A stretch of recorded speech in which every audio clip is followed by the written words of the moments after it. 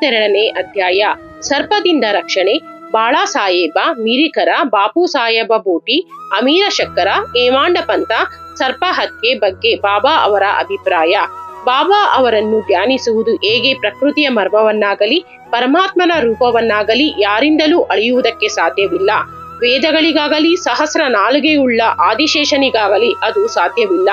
ಪರಮಾತ್ಮನ ಪಾದವೇ ಸುಖದ ಸಾಧನವೆಂದಿರುವ ಭಕ್ತರಿಗೆ ಪರಮಾತ್ಮನ ರೂಪ ಗೋಚರವಾಗುವುದು. ಈ ಉದಾತ್ತವಾದ ಜೀವನದ ಗುರಿಯನ್ನು ಸಾಧಿಸಲು ಅವನನ್ನು ಧ್ಯಾನಿಸುವ ಸಾಧನವೊಂದನ್ನು ಬಿಟ್ಟರೆ ಬೇರೆ ಯಾವ ಸಾಧನವನ್ನು ಭಕ್ತರು ಅರಿಯರು. ಹೇಮಾಂಡ ಪಂತರು ಭಕ್ತಿಯ ಮತ್ತು ಧ್ಯಾನದ ಸುಲಭವಾದ ಮಾರ್ಗವನ್ನು ಈ ರೀತಿ ವಿವರಿಸಿರುತ್ತಾರೆ. ಕೃಷ್ಣ ಪಕ್ಷದ ಚಂದ್ರನು ದಿನೇ ದಿನೇ ಕ್ಷೀಣಿಸುತ್ತಾ ಒಂದು ದಿನ ಕಣ್ಮರೆಯಾಗುವನು. ಆ ದಿನವೇ ಅಮಾವಾಸ್ಯೆ. ನಂತರ ಶುಕ್ಲ ಪಕ್ಷ ಆರಂಭವಾಗಿ ಚಂದ್ರನು ಪ್ರಕಾಶಿಸತೊಡಗುತ್ತಾನೆ. ಆಗ ಜನಕೋಟಿಯು ಚಂದ್ರನನ್ನು ನೋಡಲು ಆತರಿಯುತ್ತದೆ. ಪ್ರತಿ ಪದೆಯೂ ದಿನ ಚಂದ್ರನು ಕಾಣಿಸುವುದೇ ಇಲ್ಲ. ಮರುದಿನ ಸ್ವಲ್ಪ ಕಾಣುತ್ತಾನೆ. ವೃಕ್ಷದ ಎಲೆಗಳ ಸಂಧಿಯಲ್ಲಿ ಕಾತುರರಾಗಿ ನಾವು ನೋಡುತ್ತಿದ್ದರೆ ಆ ಚಂದ್ರನ ಸೊಬಗೇ ಬೇರೆ. ಇದನ್ನೇ ಆಧಾರವಾಗಿಟ್ಟುಕೊಂಡು ಈಗ ಬಾಬಾರವರ ದಿವ್ಯ ತೇಜ ಪ್ರತಿಭೆಯನ್ನು ಅವಲೋಕಿಸೋಣ. ಸಾಯಿ ಬಾಬಾರವರ ಫೋಟೋ ನೋಡಿ ಎಷ್ಟು ಮುದ್ದಾಗಿದೆ. ಬಲಗಾಲನ್ನು ಎಡಗಾಲಿನ ಮಂಡಿಯ ಮೇಲೆ ಹಾಕಿಕೊಂಡು ಎಡಗೈ ಬೆರಳುಗಳನ್ನು ಬಲಗಾಲಿನ ಪಾದದ ಮೇಲಿಟ್ಟುಕೊಂಡು ಕುಳಿತಿದ್ದಾರೆ. ಬಲಗಾಲಿನ ಹೆಬ್ಬೆಟ್ಟಿನ ಮೇಲೆ ಎಡಗೈ ತೋರು ಬೆರಳು ಮತ್ತು ಮಧ್ಯದ ಬೆರಳುಗಳನ್ನು ಇಟ್ಟುಕೊಂಡಿರುತ್ತಾರೆ. ಈ ಸ್ಥಿತಿಯಲ್ಲಿ ಕುಳಿತಿರುವ ಬಾಬಾ, ನೀವು ನನ್ನ ಪ್ರತಿಭೆಯನ್ನು ಕಾಣಬಯಸಿದರೆ ಅಹಂಕಾರ ಮತ್ತು ಮಮಕಾರವನ್ನು ತ್ಯಜಿಸಿರಿ. ತೋರ ಬೆರಳು ಮತ್ತು ಮಧ್ಯದ ಬೆರಳು ಇವುಗಳ ಮಧ್ಯೆ ಕಾಣುವ ಬಲಗಾಲಿನ ಹೆಬ್ಬಟ್ಟಿನ ಮೇಲೆ ನಿಮ್ಮ ಚಿತ್ತವಿಟ್ಟು ಧ್ಯಾನಿಸಿರಿ. ಆಗ ನಿಮಗೆ ಪ್ರತಿಭೆಯ ಅರಿವಾಗುತ್ತದೆ ಎಂದು ಹೇಳುವಂತಿದೆ. ಆ ನೋಟದ ವೈಖರಿ ಇದೇ ಭಕ್ತಿ ಮಾರ್ಗದ ಸುಲಭ ಸಾಧನ. ಈಗ ಬಾಬಾರವರ ಜೀವಿತವನ್ನು ನೋಡೋಣ. ಬಾಬಾರವರು ಅಲ್ಲಿ ವಾಸ್ತವ್ಯ ಮಾಡಿದ ಮೇಲೆ ಶಿರಡಿಯು ಒಂದು ದೊಡ್ಡ ಯಾತ್ರಾ ಸ್ಥಳವಾಯಿತು. ದೇಶದ ಮೂಲೆ ಮೂಲೆಗಳಿಂದ ಭಕ್ತರು ಬಂದು ಮಸೀದಿಯಲ್ಲಿ ನೆರೆಯುತ್ತಿದ್ದರು. ಬಡವ ಬಲ್ಲಿದರೆಂಬ ಭೇದವೇ ಇರಲಿಲ್ಲ. ಬಾಬಾರವರ ಅಪರಿಮಿತವಾದ ಪ್ರೀತಿ, ಅವರ ಅತ್ಯಾಶ್ಚರ್ಯಕರವಾದ ಜ್ಞಾನ ಸಂಪತ್ತು, ಅಂತರಾಮಿತ್ವ ಇವುಗಳನ್ನು ಬಣ್ಣಿಸಲು ಯಾರು ಶಕ್ತರು? ಇವೆಲ್ಲದರ ಅನುಭವ ಪಡೆದಿರುವವರೇ ಧನ್ಯರು. ಕೆಲವು ಸಾರಿ ಬಾಬಾರವರು ಮೌನವನ್ನು ಧರಿಸಿ ಪರಬ್ರಹ್ಮನನ್ನು ಆರಾಧಿಸುತ್ತಿದ್ದರು. ಕೆಲವು ಸಾರಿ ಜಾಗೃತಾವಸ್ಥೆಯಲ್ಲಿ ಭಕ್ತರೊಡನೆ ಕಲಿಯುತ್ತಿದ್ದರು. ಕೆಲವು ಸಾರಿ ನೀತಿ ಕಥೆಗಳನ್ನು ಹೇಳುತ್ತಿದ್ದರು. ಅನೇಕ ಸಾರಿ ಹಾಸ್ಯ ಮತ್ತು ವಿನೋದ ಮಾಡುತ್ತಿದ್ದರು. ಕೆಲವು ಸಾರಿ ಶಾಂತಿಯಿಂದಿರುತ್ತಿದ್ದರು. ಮತ್ತೆ ಕೆಲವು ಸಾರಿ ಕುಪಿತರಾಗುತ್ತಿದ್ದರು. ಕೆಲವು ಸಾರಿ ಸಂಕ್ಷಿಪ್ತವಾಗಿ ಬೋಧಿಸುತ್ತಿದ್ದರು. ಕೆಲವು ಸಾರಿ ಸುಮ್ಮನೆ ವಾದಿಸುತ್ತಿದ್ದರು. ಅನೇಕ ಸಾರಿ ಸರಳವಾಗಿರುತ್ತಿದ್ದರು. ಭಕ್ತರಿಗೆ ಅನುಗುಣವಾದ ವಿವಿಧೋಪದೇಶ ನೀಡುತ್ತಿದ್ದರು. ಆದ್ದರಿಂದ ಅವರ ಜೀವನವು ನಮ್ಮ ಬುದ್ಧಿ, ಮಾತು ಮತ್ತು ದೃಷ್ಟಿಗೆ ಮೀರಿದುದಾಗಿತ್ತು. ಅವರನ್ನು ನೋಡಬೇಕೆಂಬ ಬಯಕೆ, ಮಾತನಾಡಿಸಬೇಕೆಂಬ ಬಯಕೆ ಇವುಗಳಿಗೆ ತೃಪ್ತಿಯೇ ಇಲ್ಲ. ಆದರೂ ಭಕ್ತರು ಪರಮಾನಂದ ಭರಿತರಾಗಿದ್ದರು. ಮಳೆಯ ಹನಿಗಳನ್ನು ಎಣಿಸಬಹುದು, ಗಾಳಿಯನ್ನು ಚರ್ಮದ ಚೀಲದಲ್ಲಿ ಕಟ್ಟಿಡಬಹುದು, ಆದರೆ ಬಾಬಾರವರ ಲೀಲೆಗಳನ್ನು ಅಳತೆ ಮಾಡಲು ಸಾಧ್ಯವಿಲ್ಲ. ಸಾಯಿಬಾಬಾ ಭಕ್ತರ ವಿಪತ್ತುಗಳನ್ನು ಹೇಗೆ ನಿರೀಕ್ಷಿಸುತ್ತಿದ್ದರೋ ಮತ್ತು ಅವುಗಳಿಂದ ಅವರನ್ನು ಹೇಗೆ ಪಾರು ಮಾಡುತ್ತಿದ್ದರು ಎಂಬ ವಿಚಾರವನ್ನು ಈಗ ಪರೀಕ್ಷಿಸೋಣ. ಬಾಳಾಸಾಹೇಬ ಮೀರಿಕರ. ಸರದಾರ ಕಾಕಾ ಸಾಹೇಬ ಮೀರಿಕರರ ಮಗ ಬಾಳಾಸಾಹೇಬರು ಚಿತಳಿಗೆ ಪ್ರಯಾಣ ಮಾಡುತ್ತಿದ್ದರು. ದಾರಿಯಲ್ಲಿ ಹಾಗೆಯೇ ಶಿರ್ಡಿಗೆ ಬಂದು ಬಾಬಾರವರ ದರ್ಶನವನ್ನು ಪಡೆದು ಯೋಗಕ್ಷೇಮವನ್ನು ವಿಚಾರಿಸಿದರು. ಆಗ ಬಾಬಾರವರು, ನಮ್ಮ ದ್ವಾರಕಾಮಾಯಿ ನಿನಗೆ ಗೊತ್ತಿದೆಯೇ ಎಂದು ಕೇಳಿದರು. ಮಿರಿಕರರಿಗೆ ಅರ್ಥವಾಗಲಿಲ್ಲ. ಸುಮ್ಮನೆ ಕುಳಿತರು. ಪುನಃ ಬಾಬಾರವರು ಮುಂದುವರೆದು, ನೀನು ಈಗ ಕುಳಿತಿರುವುದೇ ದ್ವಾರಕಾಮಾಯಿ. ಅವಳು ತನ್ನ ತೊಡೆಯ ಮೇಲೆ ಕುಳಿತಿರುವ ಮಕ್ಕಳ ಅಪಾಯಗಳೆಲ್ಲವನ್ನೂ ದೂರ ಮಾಡುತ್ತಾಳೆ. ಈ ಮಾತೆಯು ದಯಾಮಯಳು. ಅವಳ ಭಕ್ತರಿಗೆ ಯಾವ ಕಷ್ಟಗಳೂ ಬರುವುದಿಲ್ಲ. ಅವಳ ತೊಡೆಯ ಮೇಲೆ ಕುಳಿತರೆಂದರೆ ಸಾಕು, ಅವರ ತೊಂದರೆಗಳು ನಿವಾರಣೆಯಾದಂತೆಯೇ. ಅವಳ ನೆರಳಿನಲ್ಲಿ ಆಶ್ರಯ ಪಡೆದವರು ಆಶೀರ್ವಾದ ಪಡೆದಂತೆಯೇ ಎಂದು ಹೇಳಿದರು. ನಂತರ ಅವರಿಗೆ ಉದಿಯನ್ನು ಕೊಟ್ಟು ಅವರ ಮಸ್ತಕದ ಮೇಲೆ ಅವೆಯ ಹಸ್ತವನ್ನಿಟ್ಟು ಆಶೀರ್ವದಿಸಿದರು. ಮೀರಿಕರರು ಇನ್ನೇನು ಹೊರಡುವುದರಲ್ಲಿದ್ದರು. ಆಗ ಬಾಬಾ ಅವರು ಪುನಃ, ಲಂಬೂ ಬಾವು ಸರ್ಪ ನಿನಗೆ ಗೊತ್ತಿದೆಯೇ ಎಂದು ಕೇಳಿದರು. ನಂತರ ತಮ್ಮ ಎಡಗೈ ಮುಷ್ಟಿಯನ್ನು ಸರ್ಪದಂತೆ ಅಲ್ಲಾಡಿಸುತ್ತಾ, ಅವನು ಬಹಳ ಭಯಂಕರನು, ಆದರೆ ದ್ವಾರಕಾಮಾಯಿಯ ಮಕ್ಕಳನ್ನೇನು ಮಾಡಬಲ್ಲನು? ದ್ವಾರಕಾಮಾಯಿ ಅವರನ್ನು ಕಾಪಾಡುತ್ತಿರುವಾಗ ಸರ್ಪ ಏನು ಮಾಡಬಲ್ಲದು ಎಂದು ಕೇಳಿದರು. ಅಲ್ಲಿದ್ದವರೆಲ್ಲರೂ ಬಾಬಾರವರ ಈ ಮಾತಿನ ಅರ್ಥ ತಿಳಿಯಲು ಕಾತುರರಾಗಿದ್ದರು. ಆದರೆ ಬಾಬಾ ಅವರನ್ನು ಕೇಳುವ ಧೈರ್ಯ ಯಾರಿಗೂ ಇರಲಿಲ್ಲ. ಬಾಳಾ ಸಾಹೇಬರು ಬಾಬಾರವರಿಗೆ ನಮಸ್ಕರಿಸಿ ಶ್ಯಾಮಾ ಅವರೊಡನೆ ಮಸೀದಿ ಬಿಟ್ಟು ಹೊರಟರು. ಬಾಬಾರವರು ಶ್ಯಾಮಾ ಅವರಿಗೆ ಮಿರಿಕರ ಅವರೊಡನೆ ಪ್ರಯಾಣ ಮಾಡುವಂತೆ ಹೇಳಿದರು. ಶ್ಯಾಮಾ ಅವರು ಈ ವಿಷಯವನ್ನು ಬಾಳಾ ಸಾಹೇಬರಿಗೆ ತಿಳಿಸಿದಾಗ ಅವರು ಬೇಡವೆಂದರು. ಬಾಳಾ ಸಾಹೇಬರ ಅಭಿಪ್ರಾಯವನ್ನು ಶ್ಯಾಮಾ ಅವರು ಬಾಬಾ ಅವರಿಗೆ ತಿಳಿಸಿದರು. ಆಗ ಬಾಬಾರವರು, ಸರಿ, ಹೋಗಬೇಡ, ನಾವು ಯಾವಾಗಲೂ ಒಳ್ಳೆಯದನ್ನು ಎಣಿಸಬೇಕು, ಒಳ್ಳೆಯದನ್ನೇ ಮಾಡಬೇಕು, ಆದರೆ ಏನಾಗಬೇಕೋ ಅದು ಆಗಿಯೇ ಬಿಡುತ್ತದೆ ಎಂದರು. ಸ್ವಲ್ಪ ಕ್ಷಣದಲ್ಲಿಯೇ ಬಾಳಾ ಸಾಹೇಬರು ಪುನಃ ಯೋಚಿಸಿ ಶ್ಯಾಮಾ ಅವರನ್ನು ಕರೆದು ಅವರು ತಮ್ಮ ಜೊತೆಯಲ್ಲಿಯೇ ಬರಬಹುದೆಂದರು. ಶ್ಯಾಮಾ ಇದನ್ನು ಬಾಬಾ ಅವರಿಗೆ ತಿಳಿಸಿ ಅವರ ಅನುಜ್ಞೆ ಪಡೆದರು. ಬಾಳಾ ಸಾಹೇಬರ ಸಂಗಡ ಹೊರಟರು. ಚಿತಳಿಯನ್ನು ರಾತ್ರಿ 9 ಗಂಟೆಗೆ ತಲುಪಿ ಶ್ರೀ ಮಾರುತಿ ದೇವಸ್ಥಾನದಲ್ಲಿ ತಂಗಿದರು.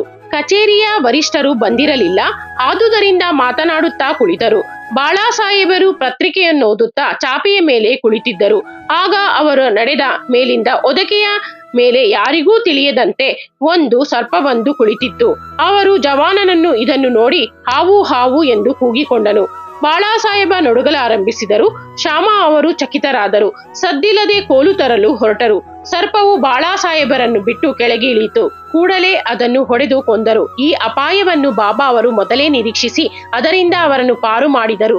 ಅಂದಿನಿಂದ ಬಾಳಾ ಸಾಹೇಬರಿಗೆ ಬಾಬಾ ಅವರಲ್ಲಿದ್ದ ಭಕ್ತಿ ದೃಢವಾಯಿತು. ಬಾಪು ಸಾಹೇಬ ಬೂಟಿ. ಪ್ರಸಿದ್ಧ ಜ್ಯೋತಿಷಿಯಾದ ಶ್ರೀ ನಾನಾ ಡೆಂಗಳೆಯವರು ಶಿರಡಿಯಲ್ಲಿ ಬಾಪು ಸಾಹೇಬ ಬೂಟಿ ಅವರಿಗೆ, ಈ ದಿನ ನಿಮಗೆ ಗ್ರಹಗತಿಗಳು ಸರಿಯಾಗಿಲ್ಲ, ಅಪಾಯವಿದೆ ಎಂದರು.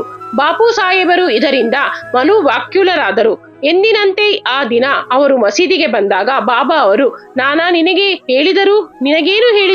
ನಿನಗೆ ಈ ದಿನ ಮರಣ ಸಂಭವಿಸುವುದು ಎಂದು ಹೇಳಿರುತ್ತಾರೆ ಅಲ್ಲವೇ? ನೀನು ಹೆದರಬೇಕಿಲ್ಲ. ಹೇಗೆ ಆ ಮೃತ್ಯುವು ನಿನ್ನನ್ನು ಕೊಲ್ಲುವುದೋ ನೋಡೋಣ ಎಂದರು. ಆ ದಿನ ಸಂಜೆ ಬಾಪು ಸಾಹೇಬರು ತಮ್ಮ ಕೊಠಡಿಗೆ ಹೋಗಿ ಕುಳಿತಾಗ ಒಂದು ಸರ್ಪವನ್ನು ಕಂಡರು. ಅವರ ಜವಾನನನ್ನು ಅದನ್ನು ಹೊಡೆಯಲು ಕೈ ಎತ್ತಿದನು. ಬಾಪು ಸಾಹೇಬರು ಒಂದು ದೊಡ್ಡ ಕೋಲನ್ನು ತರಲು ಹೇಳಿದರು. ಜವಾನನು ಕೋಲನ್ನು ತರುವುದರೊಳಗೆ ಸರ್ಪ ಮಾಯವಾಗಿತ್ತು.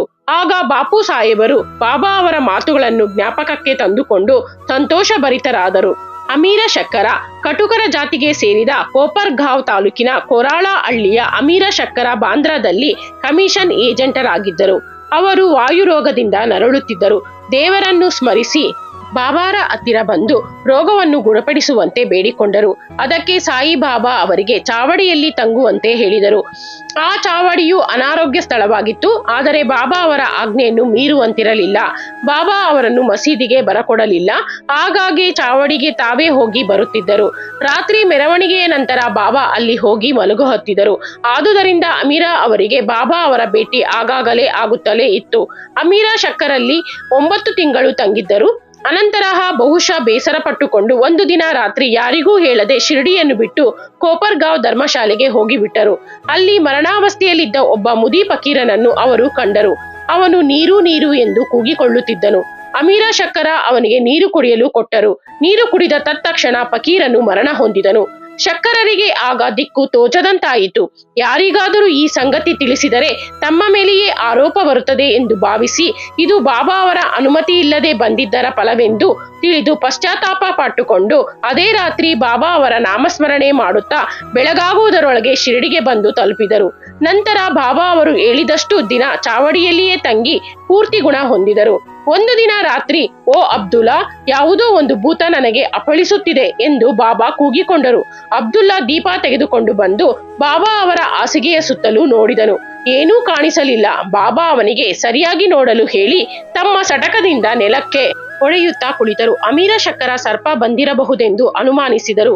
ಅಮೀರರಿಗೆ ಬಾಬಾ ಅವರ ರೀತಿ ನೀತಿಗಳನ್ನು ಗ್ರಹಿಸುವ ಶಕ್ತಿ ಇದ್ದಿತು. ಬಾಬಾ ಅವರಿಗೆ ಶಕ್ಕರರ ಹಾಸಿಗೆಯ ಹತ್ತಿರ ಒಂದು ಸರ್ಪ ಕಾಣಿಸಿತು. ಅಬ್ದುಲ್ಲನಿಗೆ ಅಲ್ಲಿ ದೀಪವನ್ನು ತರಲು ಹೇಳಿದರು. ದೀಪದ ಬೆಳಕಿನಲ್ಲಿ ಹಾಸಿಗೆಯ ಬಳಿ ಸರ್ಪವೊಂದು ಸುತ್ತಿಕೊಂಡು ಕುಳಿತಿರುವುದನ್ನು ಕಂಡು ಬಂದಿತು. ಕೂಡಲೇ ಅದನ್ನು ಕೊಲ್ಲಲಾಯಿತು. ಹೀಗೆ ಬಾಬಾ ಸಂಯೋಚಿತ ಎಚ್ಚರಿಕೆ ಕೊಟ್ಟು ಅಮೀರರನ್ನು ಕಾಪಾಡಿದರು. ಹಾವು ಮತ್ತು ಚೇಳು.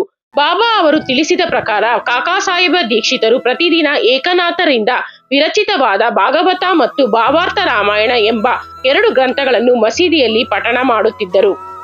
ತಮ್ಮ ಮಾತೆಯ ಅನುಜ್ಞೆಯಂತೆ ಶ್ರೀ ಹನುಮಾನ ಶ್ರೀರಾಮನ ಮಹತ್ವವನ್ನು ಪರೀಕ್ಷಿಸಿದ ಭಾಗವನ್ನು ಅವರು ಹೇಳುತ್ತಿರುವಾಗ ಶ್ರೋತೃಗಳು ಮುಗ್ಧರಾಗಿದ್ದರು. ಅವರಲ್ಲಿ ಹೇಮಾಂಡ ಪಂತರು ಒಬ್ಬರಾಗಿದ್ದರು. ಆಗ ದೊಡ್ಡ ಚೇಳೊಂದು, ಅದು ಎಲ್ಲಿಂದ ಬಂದಿತೋ ತಿಳಿಯದು, ಹೇಮಾಂಡ ಪಂತರ ನಡದ ಮೇಲೆ ಬಂದು ಕುಳಿತಿತ್ತು. ಮೊದಲು ಅದು ಅವರಿಗೆ ಗೊತ್ತಾಗಲೇ ಇಲ್ಲ. ಪರಮಾತ್ಮನ ಲೀಲೆಗಳನ್ನು ಕೇಳುತ್ತಿರುವವರನ್ನು ಪರಮಾತ್ಮನೇ ರಕ್ಷಿಸುವನಾಗಿದ್ದರಿಂದ ಅವರಿಗೆ ಚೇಳು ಕುಳಿತಿರುವುದು ಹೇಗೋ ತಿಳಿಯಿತು. ಅದೂ ಸಹ ಕಥೆಯನ್ನು ಶ್ರವಣ ಮಾಡುತ್ತಿರುವಂತೆ ಕಾಣುತ್ತಿತ್ತು. ಆಗ ಹೇಮಾಂಡ ಪಂತರು ಗಲಾಟೆ ಮಾಡದೆ ದೋತರವನ್ನು ಮೆಲ್ಲಗೆ ತೆಗೆದು ಚೇಳನ್ನು ಹೊರಗೆ ತಂದು ಚೆಲ್ಲಿದರು. ಇನ್ನೊಂದು ಸಂದರ್ಭದಲ್ಲಿ ಕೆಲವರು ಒಂದು ರಾತ್ರಿ ದೀಕ್ಷಿತಾವಾಡದ ಅಟ್ಟದ ಮೇಲೆ ಮಾತನಾಡುತ್ತಾ ಕುಳಿತಿದ್ದರು. ಆಗ ಕಿಟಕಿಯ ಸಂದಿಯಿಂದ ಒಂದು ಭಯಂಕರ ಸರ್ಪವು ಬಂದು ಸುರುಳಿ ಸುತ್ತಿಕೊಂಡು ಕುಳಿತಿತು. ಎಲ್ಲರೂ ಕೋಲು ತರಲು ಹೊರಟರು. ಅದನ್ನು ಹೊಡೆಯಲು ಪ್ರಯತ್ನ ಪಟ್ಟರು. ಆದರೂ ಅದು ಸಿಗದೆ ಅದೇ ಸಂದಿಯ ಮೂಲಕ ಮಾಯವಾಯಿತು. ಬಾಬಾ ಅವರ ಅಭಿಪ್ರಾಯ, ಆಗ ಮುಕ್ತರಾಮನೆಂಬ ಭಕ್ತನು ಅದು ತಪ್ಪಿಸಿಕೊಂಡು ಹೋಗಿರುವುದು ಒಳ್ಳೆಯದಾಯಿತೆಂದು ಹೇಳಿದನು. ಅದಕ್ಕೆ ಹೇಮಾಂಡ ಪಂತರು ಸರ್ಪಗಳನ್ನು ಕೊಲ್ಲುವುದು ಸರಿ ಎಂದು ವಾದಿಸಿದರು. ಹೀಗೆ ಚರ್ಚೆ ಬಿರುಸಾಗ ನಡೆಯಿತು. ಕೊನೆಗೆ ಎಲ್ಲರೂ ತಮ್ಮ ಮನೆಗೆ ಹಿಂತಿರುಗಿದರು. ಮರುದಿನ ಬಾಬಾ ಮಸೀದಿಯಲ್ಲಿ ಕುಳಿತಾಗ, ನಿನ್ನೆ ರಾತ್ರಿ ವಾಡಾದಲ್ಲಿ ಯಾವ ಚರ್ಚೆ ನಡೆಯಿತು ಎಂದು ಕೇಳಿದರು. ಅವರಿಗೆ ವಿಷಯ ತಿಳಿಸಿದಾಗ ಬಾಬಾ, ಚೇಳುಗಳೇ ಇರಲಿ ಸರ್ಪಗಳೇ ಇರಲಿ, ಭಗವಂತನು ಎಲ್ಲಾ ಪ್ರಾಣಿಗಳಲ್ಲಿಯೂ ಜೀವಿಸಿರುತ್ತಾನೆ. ಅವನೇ ಪ್ರಪಂಚದ ಸೃಷ್ಟಿ ಸ್ಥಿತಿ ಲಯಗಳಿಗೆ ಕಾರಣನು. ಸಕಲ ಜೀವರಾಶಿಗಳಿಗೂ ಅವನ ಆಜ್ಞೆಯನ್ನು ಪಾಲಿಸಲೇಬೇಕು. ಅವನ ಇಚ್ಛೆ ಇಲ್ಲದೆ ಯಾರೂ ಇತರರಿಗೆ ಕೆಡುಕು ಮಾಡಲು ಸಾಧ್ಯವಿಲ್ಲ. ಇಡೀ ಪ್ರಪಂಚ ಅವನ ಆಶ್ರಿತ, ಯಾರೂ ಸ್ವತಂತ್ರರಲ್ಲ. ಆದುದರಿಂದ ನಾವು ಸಕಲ ಪ್ರಾಣಿಗಳಲ್ಲಿಯೂ ಪ್ರೀತಿ ಮತ್ತು ದಯೆ ತೋರಿಸಬೇಕು. ಅವುಗಳನ್ನು ವಿನಾಕಾರಣ ಕೊಲ್ಲುವುದನ್ನು ಬಿಡಬೇಕು. ದೇವರೇ ಸರ್ವರಕ್ಷಕ ಎಂದು ಉಪದೇಶಿಸಿದರು. ಶ್ರೀ ಸಾಯಿ ಪ್ರಣಾಮ. ಅಧ್ಯಾಯ 22 ಮುಕ್ತಾಯ.